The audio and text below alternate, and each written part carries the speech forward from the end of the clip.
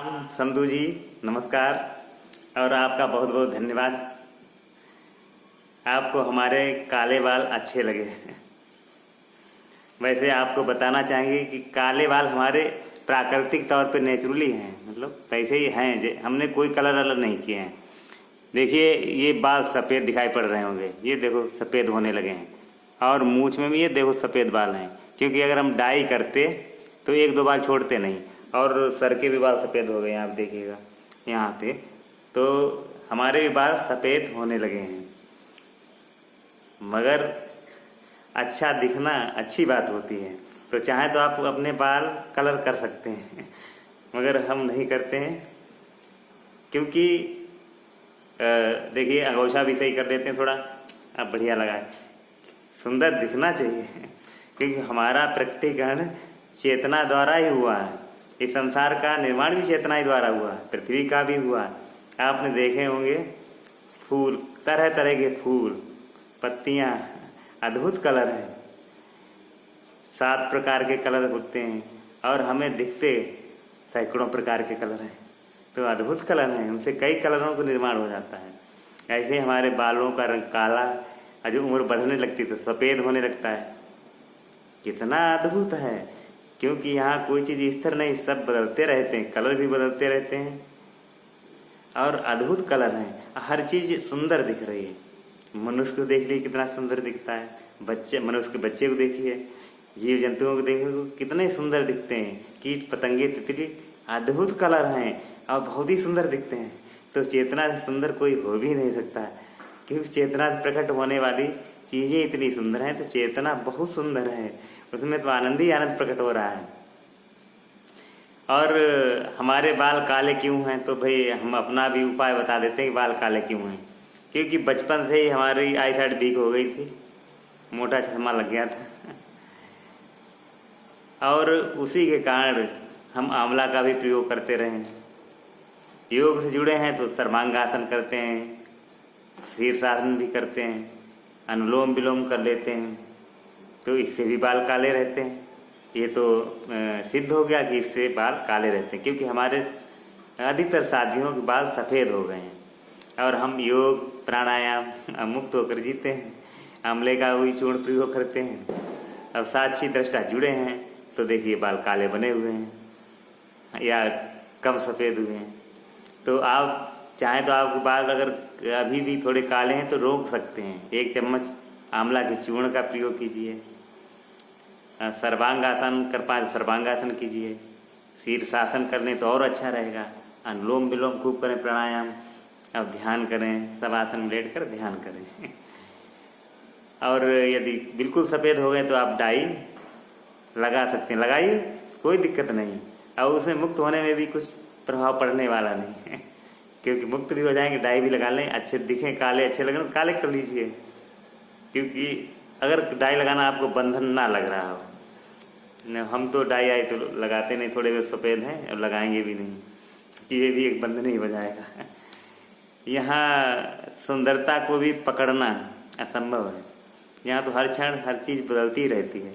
आपने देखेंगे फूल खिलते हैं, 1-2 दिन में मुरझा के गिर जाते हैं। तो सुंदरता प्रकट होती है, विलीन होती रहती है, गुण ही है। ऐसे मनुष्य प्रकट होता है, बाल काले होते हैं, फिर सफ़ेद होते हैं, शरीर बुढ़ापा आता है, मृत्यु आ जाती है, विलीन हो जाता है चेतना की। सुंदरता भी विलीन आती जाती रहती है। तो यहाँ मुट्ठी में कुछ पकड़ ही नहीं सकते हैं। हम युवा अवस्था पकड़ना चाहें, बचपन पकड़ना चाहें या बुढ़ापा पकड़ना चाहें, कुछ भी पकड़ में आने वाला नहीं। ये समझना ही पड़ेगा, जो हो रहा उसी में संतुष्ट रहें। पकड़ना उसी प्रकार होगा जैसे रेत को मुट्ठी में पकड़ना, धीरे धीरे निकल जाएगा। पानी को मुट्ठी से पकड़ना, वो बहना निश्चित है। हम कुछ भी कर लें, हमारे भी बाल सफ़ेद होने ही लगे हैं। कितना भी कुछ कर लें, परिवर्तन तो होना ही है। सफ़ेद एक दिन होंगे ही होंगे। हालांकि इन्हें लंबा खींचा जा सकता है, जैसे आप आंवला चूर्ण प्रयोग करके, योगासन करके और ध्यान विधियाँ उपयोग करके इनको आगे खींच सकते हैं। जब तक खींचते रहें तो और अच्छा है, क्योंकि स्वास्थ्य बनाए रखना भी हमारा कर्तव्य है। ये भाई एक मंदिर है, तो हम इसमें रहते हैं तो इसको सुंदर बनाए रखें, स्वस्थ बनाने का प्रयास करें। अब बाकी जो होगा तो देखा जाएगा। कर्म अपने हाथ में है, तो सुंदर होने के लिए, स्वस्थ होने के लिए कर्म करते रहिए। और सुंदर सुंदर चाहे तो कपड़े भी पहन लो, कोई दिक्कत नहीं। चाहे महल में रहो, झोपड़ी में रहो, उसमें मुक्ति से कोई प्रभाव पड़ने वाला नहीं। यदि आप मुक्त हैं तो झोपड़ी में भी खुश रहेंगे, महलों में भी खुश रहेंगे। अगर आप मुक्त नहीं हैं तो झोपड़ी में दुखी होंगे कि हम गरीब हैं, अब महलों में आपको नींद नहीं आएगी कि हम और क्या करें, कोई धन चुरा न ले और किस तरीके से और बढ़ाएं। तो दोनों जगह दुख ही दुख मिलेगा। तो एसी की हवा में भी आनंद नहीं आएगा, अब गरीब हैं तो वहाँ भी टेंशन में नींद नहीं आएगी।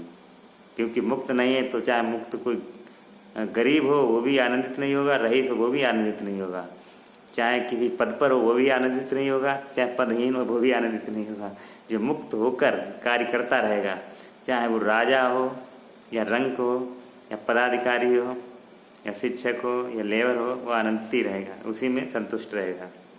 तो परम लक्ष्य हम लोगों का है, हमारा तो है ही। आप लोग भी लक्ष्य बना लें, मुक्त होकर हर काम करें तो अद्भुत आनंद आएगा, नहीं तो दुख ही दुख मिलेगा। क्योंकि हम कितना भी कुछ करें, ये स्वस्थ शरीर भी एक दिन बीमार पड़ता है। बाल काले हैं सफ़ेद होते हैं, त्वचा भी सही है धीरे धीरे लटकेगी, अब एक दिन तो दफन हो जाएगी, अब जल जाएगी, जला दी जाएगी। तो सब कुछ मिटना है। अब ये इसी भाव को सोच कर हम हर सेकेंड को मुक्ति की तरफ कदम बढ़ाएं तो अद्भुत आनंद आएगा। मुक्ति का मतलब कुछ छोड़ना नहीं, जहाँ हैं वहीं पर मुक्त हो जाएं। क्योंकि कुछ हमें कहीं भागना नहीं है। जंगल में और दिक्कतें होंगी, घर में ही आनंद है। घर में जंगल बना लीजिए, एक बैठक हो, ऊपर ये हमारा कमरा बना हुआ है तो हम अपने कमरे में आनंद करते हैं। नीचे बच्चे भी हैं, वाइफ भी हैं, और नीचे भी खाने पीने के लिए चीज़ें उपलब्ध हो ही जाती हैं, बने बनाया मतलब मिल ही जाता है बना बनाया, तो क्या दिक्कत है। या बच्चों के साथ रहते हुए मुक्त रहिए, बच्चों के साथ मुक्त होकर और अच्छा कि उनका परिवर्तित कर सकते हैं, उनका भी विकास होगा, आपको देखकर वो भी सुधार होगा उनके अंदर। तो भैया परम लक्ष्य हम लोगों को मुक्ति होना चाहिए। अब मुक्ति मतलब ये नहीं कि हर कुछ छोड़ना। पहले हमारे समाज में यही फैला हुआ था कि मुक्त हो गए तो छोड़ चले, सन्यासी हो गए सब छोड़ के भाग जाएंगे, इन्हें नहीं।